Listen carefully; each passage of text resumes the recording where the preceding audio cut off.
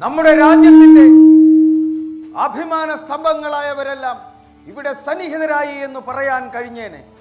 അനുഗ്രഹീതനായ ബാങ്കോ കൂടി എത്തിച്ചേർന്നിരുന്നുവെങ്കിൽ. അപ്രതീക്ഷിതമായി വല്ലതും സംഭവിച്ചിരിക്കാം.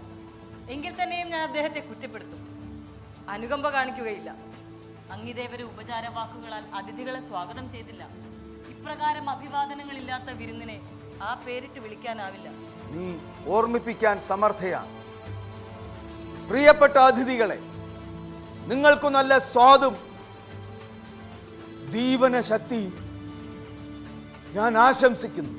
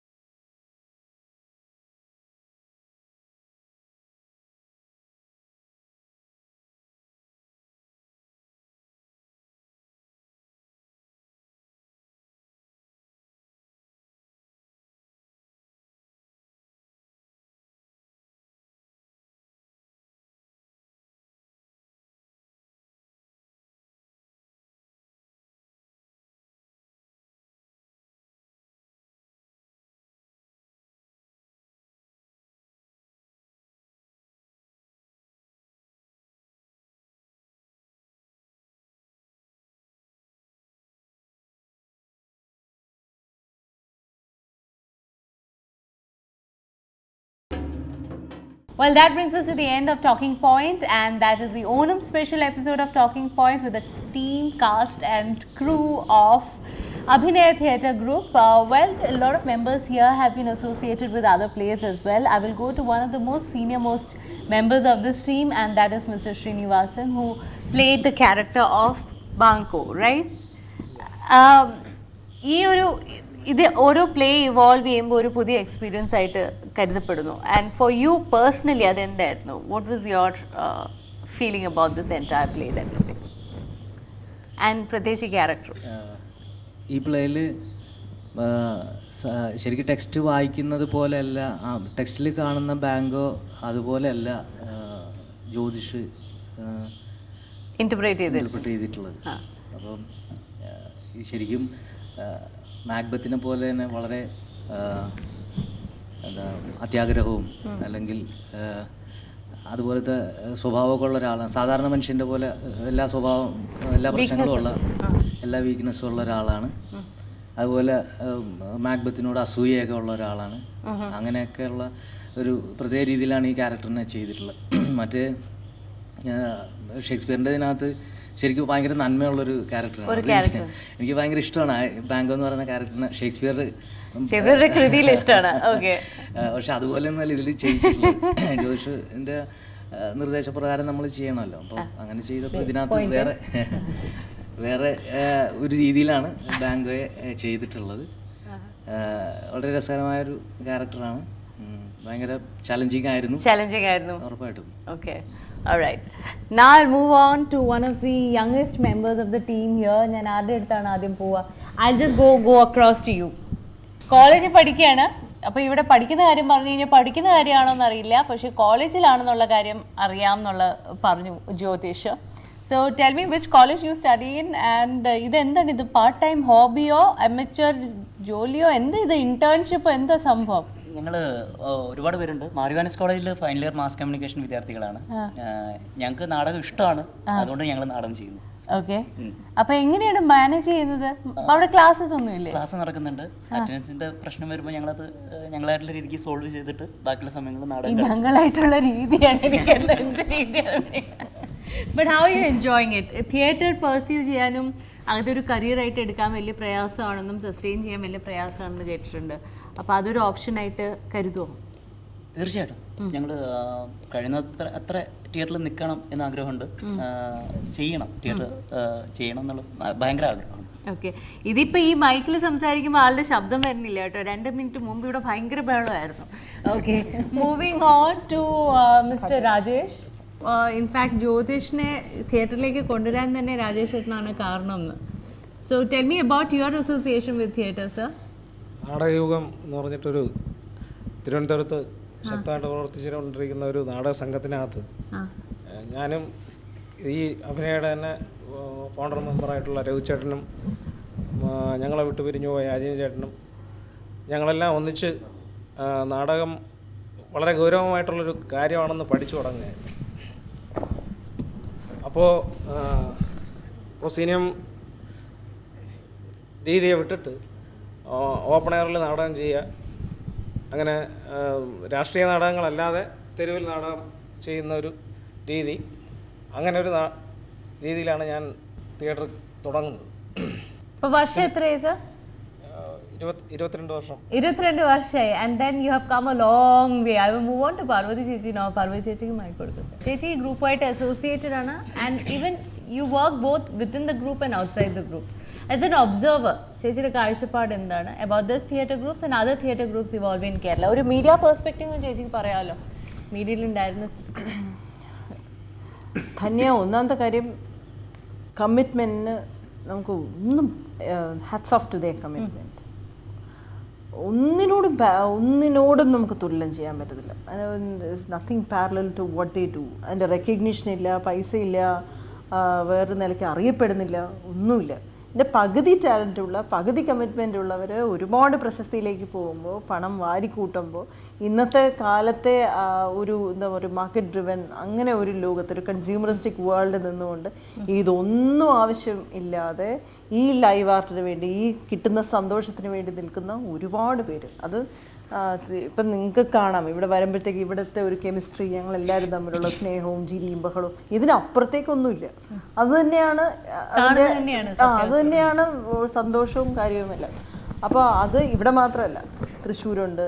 ഇപ്പോൾ അഭിജയ്ക്ക് മറ്റൊരു മാർട്ടിൻ്റെ വേറൊരു ഗ്രൂപ്പുമായിട്ട് അസോസിയേറ്റ് ചെയ്ത് വർക്ക് ചെയ്തിട്ടുണ്ട്. അഭിജയ്ക്ക് ആ അസോസിയേഷൻ പറയാൻ പറ്റും.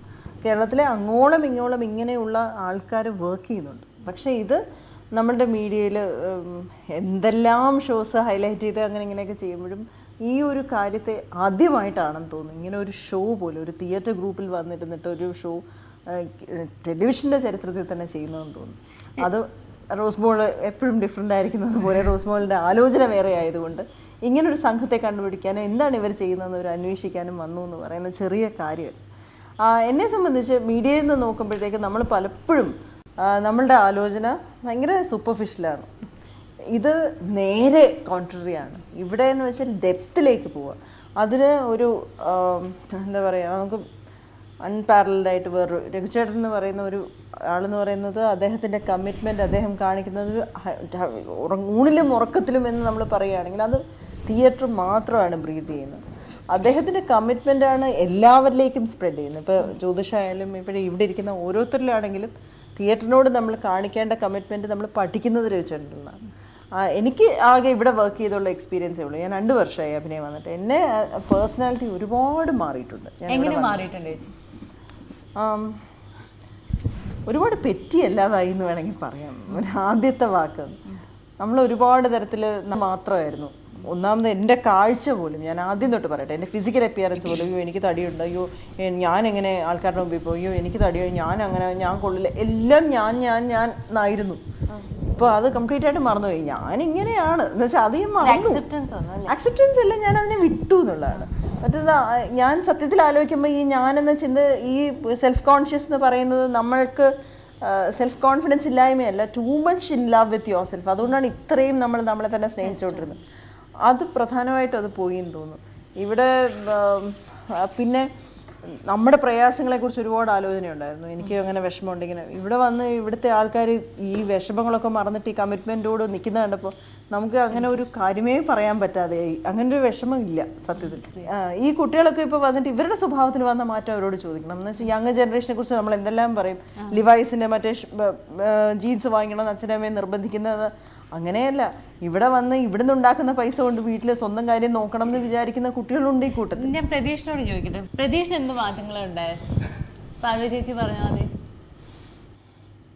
മാറ്റം എന്ന് പറഞ്ഞാൽ എനിക്ക് ഈ ഇങ്ങനൊരു ആർട്ട് ഫീൽഡ് വരുമ്പോൾ തന്നെ സ്വാഭാവികമായിട്ട് എൻ്റെ ഉള്ളിൽ തന്നെ ഇങ്ങനെ ഒരു ആലോചന ഉണ്ടായിരുന്നു, ഇങ്ങനെ ആയിരിക്കണമല്ലോ. ഇപ്പം ചേച്ചി പറഞ്ഞ പോലത്തെ മാറ്റം എന്ന് പറയുന്നത് ഞാനിവിടെ വരുന്നതിന് മുമ്പ് ഒരു 6 വർഷം മുമ്പൊക്കെ തന്നെ ആ ഒരു ആലോചന ഉണ്ടായിരുന്നു. ഇങ്ങനെയല്ലേ, ഇതല്ലേ നല്ലത്, ഇതല്ലേ ശരി എന്നുള്ള ആലോചന ഉള്ളതുകൊണ്ടാണ് ഇങ്ങോട്ട് വന്നത് തന്നെ. അത് അപ്പോൾ ആ മാറ്റം എനിക്ക് കൂടുതൽ ഉണ്ടായിട്ടുണ്ട്. അതിലേത് കാര്യത്തിലെന്ന് എനിക്ക് പറയുന്നില്ല, എന്ത് കാര്യത്തിലാണെന്ന് സ്പെസിഫിക്കലി പറയാൻ പറ്റില്ല.